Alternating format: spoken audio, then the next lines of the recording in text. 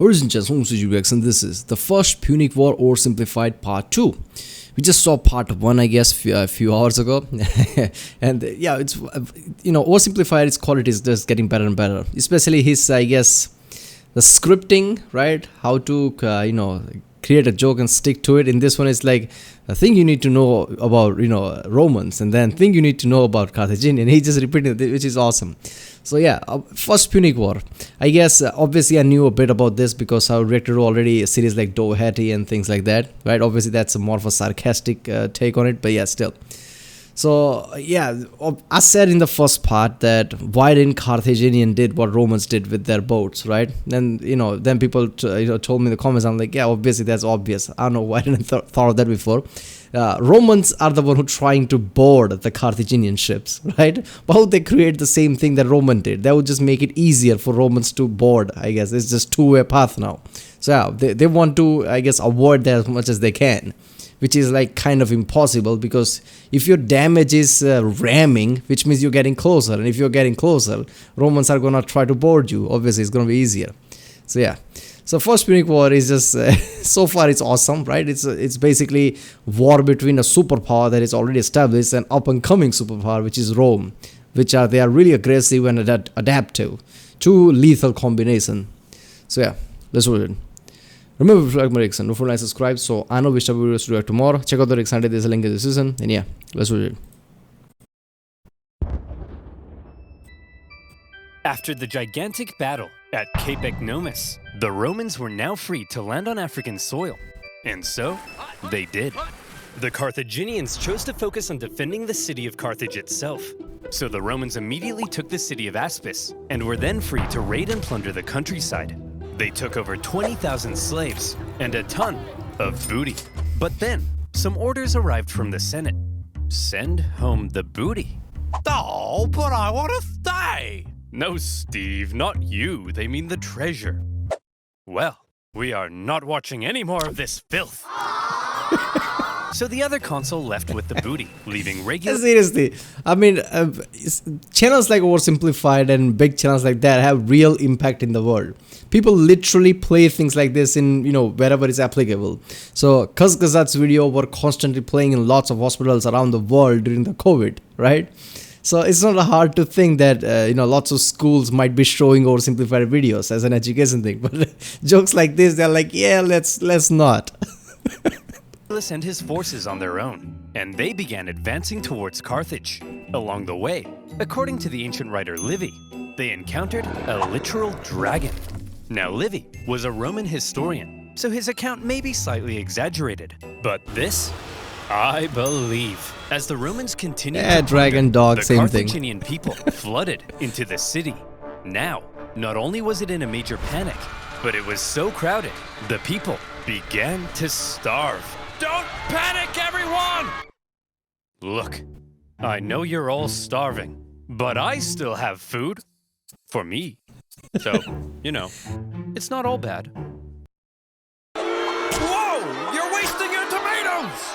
And you idiots wonder why you're starving? Oh well, it's just more food for me! Nom, nom, nom, nom.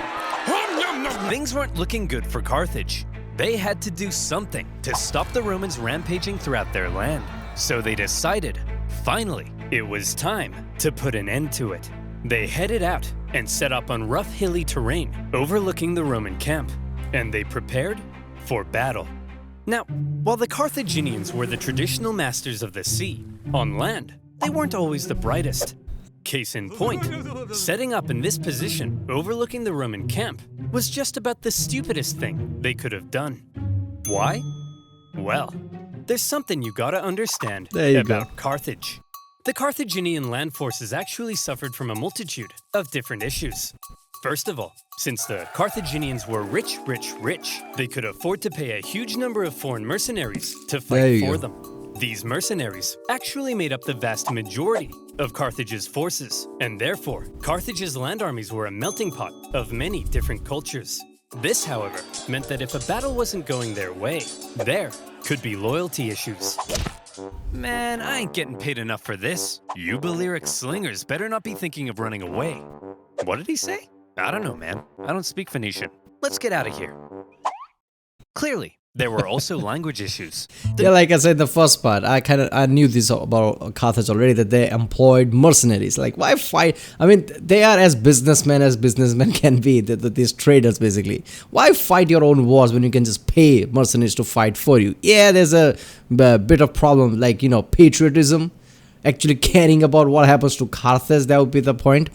But I guess up until this point, Carthage, most of the battle they probably faced was naval battles, right?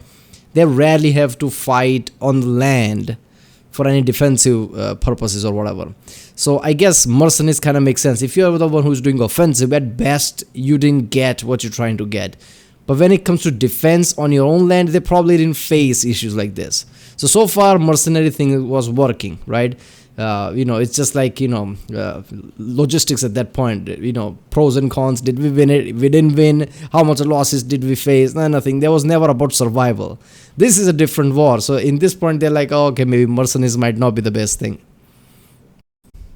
The military generals tended to be Carthaginian, but they made a lot of strange decisions. For example, one of the most feared assets of the Carthaginian army were the war elephants. To a Roman soldier who had never even seen an elephant before, Seriously. This was like fist fighting, a literal monster. Yet the Carthaginians continually kept placing the elephants in the rear, where they were no use. In a similar fashion, the neighboring region of Numidia provided Carthage with the most skilled cavalrymen in the world. But the Carthaginians often chose to fight on rough, uneven terrain, where horses and elephants were less effective.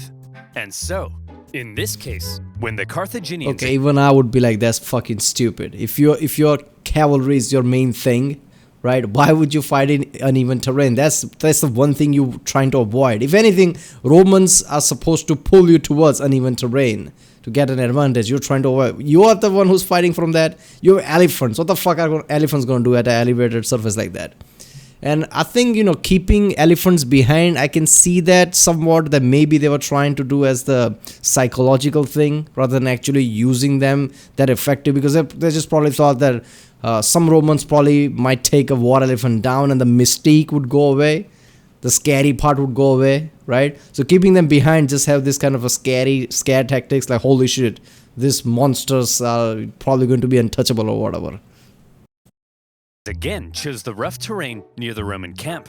The Romans easily sent them packing. Wow, Regulus, we're mere miles from Carthage. You sure are amazing. Yes, Steve, I know. Steve? What's the matter? We've almost won. I just wish I could be as great as you, Regulus. Steve. You're amazing. I mean, look at this thing. It's unbelievable. I know, but I mean, like, at war stuff. I'm such a noob. My tanks always get blown up. I can't even fly an aircraft straight. Tanks? Aircraft? What are you talking about, Steve? I'm talking about free-to-play online multiplayer combat game, and this video's sponsor, War Thunder! War Thunder is the most comprehensive vehicle combat game ever made. Don't just drive the tank, become one with the tank. You can play as more than 2,000 battleships, aircraft, tanks, and helicopters in dynamic player versus player combat. With amazing 4K graphics, each vehicle is incredibly detailed and modeled down to their individual components. And for history nerds like you and I, the vehicle collection in War Thunder spans over 100 years of military development, from the 1920s to the present day. I love the detailed damage mechanics in War Thunder. You ever think about how the exact angle a shell hits an armored vehicle affects the resulting damage? War Thunder has. Every bullet and shell is simulated with realistic destruction. That's the kind of thing that gets me up in the morning. And by using my link in the description below, new and existing users can get an exclusive OverSimplified decal to make their T50 tank look extra spicy. Plus, you'll get a huge bonus pack, including premium vehicles and boosters. So play War Thunder now on PC, Xbox, and PlayStation. And as always, by using my link, you'll be supporting my channel. So thank you. Now where were we? Oh yeah. Invading Africa, getting some booty, and sending the Carthaginians packing. Everything was looking up for Regulus. A Roman victory seemed like it was only a matter of time. But then, Regulus realized something. He had been consul for almost a year, and his term was coming to an end. He knew that if his successor took over and he finished the job, then he would get the naked statues, not Regulus. And there was no way Regulus was going to allow that. So he jumped the gun. You there, Carthaginian boy, I want you to deliver a message to your elders. I, Marcus Attilius Regulus, demand the total and unconditional surrender of Carthage. Unconditional surrender? Jeez, at least lay siege and starve us all to death first. Just deliver the message, you punk! He demands your total surrender. What? Jeez, at least lay siege and starve us all to death first. Hey, that's what I said. Well, boys, this Roman thinks we're out. But we're not out, are we, boys? No! We'll do what we always do in times like this. Hire somebody else to solve our problems for us. Darren, bring in the Spartan! Regulus's overly harsh demands had the unintended effect of reinvigorating Carthaginian resolve. They brought in a mercenary from the famed land of Sparta named Xanthippus to help dig them out of this situation. And we all know what Spartans are like. Xanthippus showed up and immediately took charge. He had a look around and said, "You idiots! Put the elephants in front of the army so they can smash into the Romans. And stop fighting on rough, uneven terrain. Find a big, flat field so your superior cavalry can do their job. And what's this I hear about you giving a speech telling everyone they're gonna die? Hey, I was just telling the people the truth. You're a politician." So basically, oh, this is why we pay you for this great advice. Like, nah, man, I would have told you this for absolutely free. This is ridiculous. And a noob knows this. Lie to the people. And so Xanthippus led out the newly reformed Carthaginian army to meet Regulus in the Battle of the Bagridas River. The elephants, now in the front, smashed into the Roman lines, causing disarray. The cavalry, with total freedom of movement... Obviously, by this point, Spartans were not the Spartans that is the famous one, right? At this point, obviously, Spartans are going to be still Spartans, I guess, but not the same that we know of, not the 300 or whatever that fucking thing is, right? Around that time, Spartans were really untouchable, but this time around, they were not that good, I guess. Outflanked the Roman infantry. Thanks to this impressive Spartan, the battle was a total Carthaginian victory. And Xanthippus, for his stunning victory, was forced to flee Carthage because the leadership got jealous. Regulus, the Roman consul, was captured during the battle. Legend has it, he was brought before the Carthaginian council, and they made a proposition. Well, Reggie, not looking so good anymore, is it? Looks like we beat you pretty bad, huh? Up yours, you Punic pansies! Now, Regulus. Nobody likes a sore loser, do they? No. How about this? We're gonna send you back to Rome, and you convince the Roman Senate to surrender to us. If you fail, though, you gotta come back so we can torture you to death, okay? Okay. You promise? I promise. Hey guys. Whoa, Regulus! We thought you got captured. I did, but they sent me back to convince you to surrender. Well, should we? Surrender? No! Never surrender! Give 'em hell, boys. They're at the end of their rope. Anyway, I gotta go be tortured to death now. What? Yep, part of a deal I made. It's a long story. Oh, hey, wait! Regulus! No, it's cool, guys. I promised. Regulus! This is ancient times. No one gives We massacre entire populations. We chop pets in half. You can break a promise. No, Tim! You never break a promise. That's too far. And so, Regulus went back to Carthage and was tortured to death. And for keeping his promise, he was immortalized as the leading symbol of Roman virtue. Okay, I thought he was making it. Why the fuck did he go back? Because to keep his promise or honor or whatever. What the fuck? I mean, I guess it's that, right? Like, I gave you my word and that's important, honor this and that. I don't know. Was that the case? That's really fucked up. I don't know. Damn. Sometimes it's hard to understand. Is this a joke? Is this reality? But apparently it's reality. Holy shit. Yeah, so Spartan basically kicked Romans' asses at that time. And yeah, but obviously, Man, seriously, I still can't get past that point. Like, why did he go back? He knew he was gonna get tortured to, death, basically. And up to this point, Rome was the one who was sieging Carthage, and in the end, lost. So Carthage survived, not the other way around. Rome is completely intact. So if he's going back to Rome and basically takes more forces trying to attack them, whatever, right, or the new consul does, it's still fight there. It's not like Rome is done or whatever. Why would he go back to being tortured? I don't know. Meanwhile, after their defeat in Africa, the remaining Roman survivors, still in Africa, were still in Africa, and they needed to be rescued. So the Romans sent their fleet to pick him up and bring him home. They successfully fended off a Carthaginian fleet, grabbed the survivors, and made their way to Sicily. A great success. But then, things took a turn for the worse. Sir? That cloud looks kind of angry. Fear not, coward.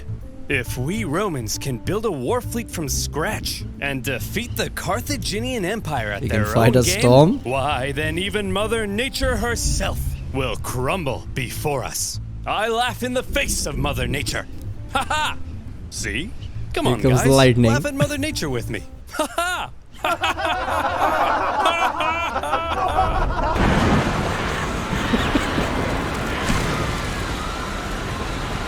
284 ships, nearly 80% of the Roman fleet was destroyed. As many as 100,000 men drowned in a terrifying act of nature. 100,000? Never before had Rome lost so many men in a single incident. 100,000 casualties for any other nation would be crippling. Any other nation would hastily sue for peace. Any other Well, few centuries ago, this is millennia ago, but just few centuries ago, if some country loses 100,000 soldiers, that would be a massive blow.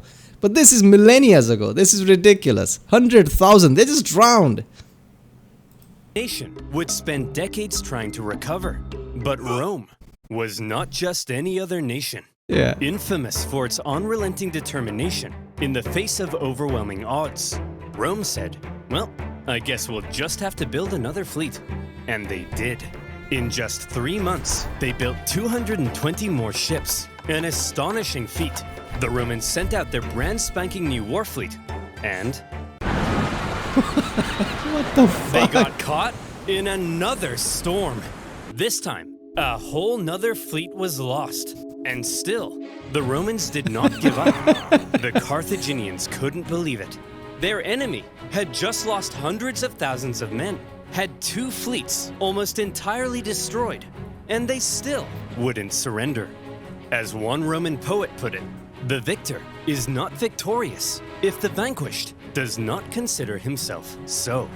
In typical Roman fashion, after a short break, they were once again building another fleet. I like how Rome is just like a video game where you just push a button like build again, and fuck it. Just fleets get built. This is ridiculous. I mean, Carthage at that point, if I were Carthage at that point, I would be like, okay, I've never seen this. Nobody has seen shit like this. This is too much. Either let's make a deal. If nothing else, let's consider surrendering or something. Because they will basically crush us. However, for now, after all we need a Spartan to win. The focus began shifting back to the land campaign in Sicily. The Carthaginians, overconfident from recent successes, attempted to retake Panormus, but the Romans countered the terrifying war elephants by throwing stuff at them and scaring them away. Having stopped the Carthaginian advance, the road was now open to the final Carthaginian stronghold on the island, Lilybaeum. Lilybaeum was an extremely well-fortified city. In 250 BC, the Romans laid siege. The Carthaginian defense, however, was fierce, and skilled blockade runners kept the city supplied. Progress was so slow that the siege would last another 9 years. To make matters worse, the Carthaginians later sent possibly the greatest military general of the time, a man named Hamilcar Barca, to the island. He engaged in a skillful campaign of guerrilla warfare behind enemy lines, and for the remainder of the war, he was a major thorn in the Roman side. For now, with the deadlocked siege at Lilybaeum and the new Roman fleet at sea, things seemed to be at a standstill, and the Romans had to do something to break the deadlock. Thankfully, the Roman consul, Clodius Pulcher, had an idea. he tried to get things moving by attacking the Carthaginian fleet at Drepana. Now, before a battle, to predict if they would win, it was common for the Romans to look for signs from the gods. This could mean observing the weather or inspecting some cow livers. You know, typical religion stuff. In this case, Pulcher reportedly tried to feed some sacred chickens, but unfortunately for him, they wouldn't eat a crumb. A very bad sign. Well, he said, if they won't eat, then let them drink! Stupid chickens! We'll observe the weather instead. Gods, give me a sign. Ignore that. Okay, how about this? If I can get this piece of paper into that trash basket, we'll win. Anything that works. Okay, if I can stand here silently for 5 seconds and do nothing, we'll win. Damn it! Pulcher chose to ignore the signs from the gods, and in the following battle, the superior Carthaginians tore them to shreds. It also didn't help that by now the Romans had removed the corvus to stabilize their ships, and without their secret weapon, it was a disaster. And Pulcher... Okay, I was just about to say, why would you remove one thing that gave you the edge? But then I realized maybe all those ships that were lost during the storm, I guess that was the thing, right? Like that made it so unstable that during the storm they sink, right? So I guess that's why they removed it, but that also removed the edge that they had. So now Carthaginian, with being better at sailing basically, would ram them before they can even realize. So that's really fucked up situation all around. I mean, they just lost like two massive fleets. So they have to remove it if that was the reason. But that also means that they are really susceptible to any Carthaginian attack. Was disgraced. To make matters worse, the victorious Carthaginian fleet then went on to intercept a Roman supply fleet on its way to Lilybaeum. As they approached, however, they saw the signs of an incoming storm, so they took shelter. The Romans, on the other hand, said, "Onward, men! Set sail! We've got to deliver these supplies stat!" But sir, those clouds, don't you think we ought to have learned our lesson by now? Yes, Brian, we ought to have. But... we didn't. We haven't. Another fleet and 50,000 men lost in another storm. Disaster. Now, what the fuck? Supply was a fleet with 50,000 men? Man, Romans are losing men left and right. How are there anybody left? At this point, there still really isn't a clear winner. Sure, the Romans have captured most of Sicily and cornered the Carthaginian land forces at Lilybaeum. But the continued disasters at sea were critically depleting their resources, and without a strong fleet, Rome could not win. Meanwhile, Hamilcar Barca was still knocking about and creating even more problems. So, where do we go from here? How does this war finally end? By now, the two sides had been fighting for 23 years. They were exhausted. Their money, their resources, their strength were all utterly spent. The Carthaginians in particular were eager to see the war end so they could get back to trading and making money. So after the latest Roman disaster at sea, they said, "Look, there ain't no way in heck the Romans can come back again. They can't possibly afford to build another Romans don't fleet. stop. They're done. That's it. Recall the navy, repurpose them as merchant ships, and let's get back to making some money." Assuming the Romans would soon make peace, an anti-war faction within the government recalled a large portion of the navy, leaving Hamilcar on his own. The victors appeared to be declaring themselves victorious. Meanwhile, the vanquished were getting ready for round 5. The Romans built another fleet, this time heavily relying on patriotic donations from the upper classes to afford it. And once again, they put to sea. Sir? The Romans have built another fleet. Oh, for goodness sake, Clarence, can't you see I'm busy rolling around in this pile of money? But sir, I don't care anymore, Clarence. I just don't care. The Carthaginian politicians made a fairly lackluster final effort with a poorly built fleet to supply their forces in Sicily. But when the brand new Roman fleet caught them at the Battle of the Aegates, even without their signature corvus, they dealt them the final blow. And that was that. 23 years of war. Neither side could afford to keep fighting, but the Romans showed that they intended to anyway. The Carthaginians had no choice but to throw in the towel. The war had been long and hard for both sides, but in the end, It was Roman determination that won the fight. The Romans had spent the entire war trying to find a way to deliver the knockout blow. They learned how to build a fleet and engage in naval combat. They developed ingenious new ways of waging war. They attempted an invasion of the Carthaginian heartland, and whenever disasters struck them, they always came back, again and again. The Carthaginians, on the other hand, spent the entire war watching whatever Rome did, and then figuring out how to respond. They were much more passive, and so, it's no wonder then that when both sides were close to collapse, Rome was the one who figured out how to go that little bit further. In 241... I mean, look, let's be honest right now. Sure, Roman hit bottom, but not because of Carthage. First of all, only victory Carthage got was from Spartan, the mercenary they basically employed. Right, and that was just one thing. After that, it was just weather that constantly screwed with Romans, right? But Romans never gave up. Even the fifth time, they're like, fuck it, we'll build another fleet. That level of determination, I mean, Rome was never going to stop, right? Carthage was always screwed. Carthage are a bunch of traders who don't want to fight, who just employ mercenaries to fight for them. So this was doomed from the start. So it's not surprising Rome actually still won in the end. So yeah, only reason Rome got fucked is because of the weather, otherwise they would have won. 1 BC, Easily. The Carthaginian politicians sent word to Hamilcar Barca that he was on his own and could choose to make peace with the Romans if he wished. Hamilcar was stunned. He felt betrayed by the politicians. Some sources say he refused to even negotiate. Nevertheless, terms had to be drawn up. Well, Hammy, I'm glad you Carthaginians have finally come to your senses and recognized who the true winner is. How many fleets did you lose?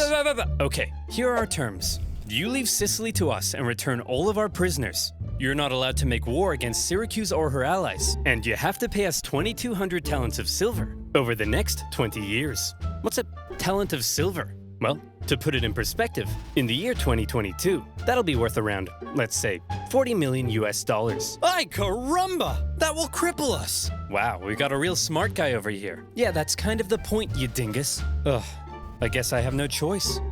I accept. Great! Oh, by the way, we changed our minds. You actually have to pay us 3,200 talents of silver over 10 years. Thanks for accepting. Dude! See you later. Hey! You didn't let me say uncool!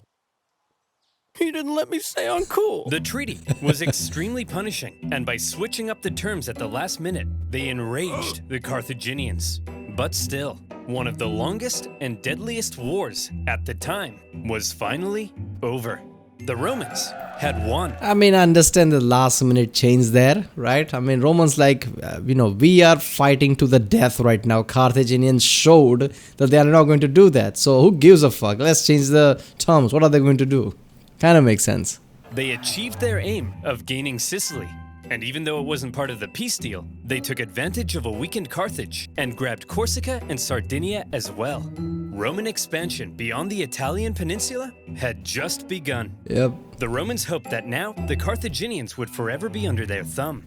Unfortunately, the harsh terms they placed on the Carthaginians at the end of the war left a growing anger, one that would come back to haunt them. One day, Carthage will have its revenge. That's nice, dear. I'm serious, woman. Hannibal? Maybe not in my lifetime, but perhaps in his, my beautiful son.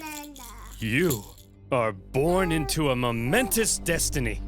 You shall be Rome's greatest enemy. You'll tear Rome limb from limb. You'll burn their pathetic city into the ground. You'll slaughter their people, men, women, and children. My child, you are vengeance. Stop telling our baby he's vengeance. But he is, Barbara. He's vengeance.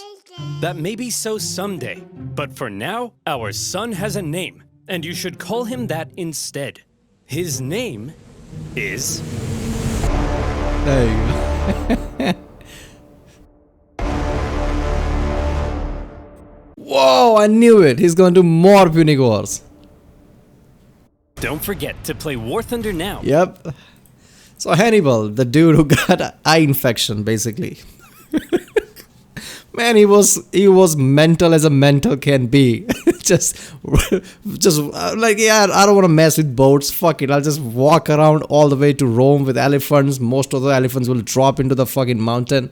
Yeah, this is just epic. Second Punic War is just going to be epic watching it. But yeah, the first Punic War was incredible. Showed like how crazy Rome can be, and just from there, you really think about the 1,000-year, history Rome had. This just puts in perspective of how crazy they are going to be. And yeah, I hope he does more than just Second Punic War. He just goes to like Augustus, Roman Empire, because during that time, after Augustus, Julius Caesar, Augustus, they were just at ballistic level powerful, right? I mean, Rome in here feels weak to what they will become. Their strategy, how they fight. But yeah. Right, well, that was the first Punic War, Oversimplified Part 2. I already did Part 1. If you didn't see that, I guess check out the end card. I'll link it there, or I guess check it in the description. And yeah, if you like my reaction, don't forget to subscribe, and I'll see you next time.